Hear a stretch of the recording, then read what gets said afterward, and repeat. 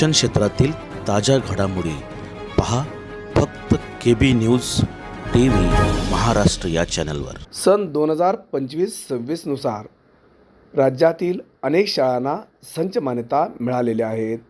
राज्यातील काही जिल्ह्यातील काही शाळांना तांत्रिक समस्यामुळे अद्याप ही संच मान्यता मिळालेली नाहीत। प्रशासनाकडून मात्र अतिरिक्त शिक्षकांची माहिती मागवली जात आहे। ज्या शाळांना अद्याप ही संच मान्यता मिळाली नाहीत अशा शाळांनी रिक्त पदाची आणि अतिरिक्त शिक्षकांची माहिती कशी देणार? स्थानिक प्रशासनाने अतिरिक्त शिक्षकांचे समायोजन प्रक्रिया राबवणार तरी कसे? हा मोठा जटिल प्रश्न निर्माण झालेला आहे। उर्वरित शाळांना संच मान्यता मिळाल्यानंतर सर्व शाळांकडून रिक्त पदांची आणि अतिरिक्त शिक्षकांची माहिती मिळाल्याशिवाय स्थानिक प्रशासनांना समायोजन प्रक्रिया राबवता येणे शक्य नाही हे मात्र निश्चित।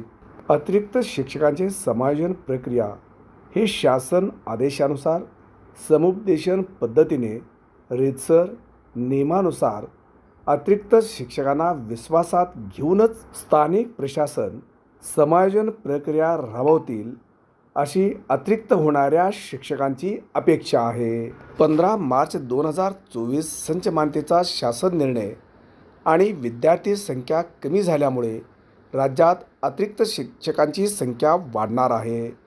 त्यामुळे शाळेतील नवीन शिक्षकांना अतिरिक्त ठरवताना कोणते निकष आहेत याबाबत मात्र उत्सुकता लागली आहे।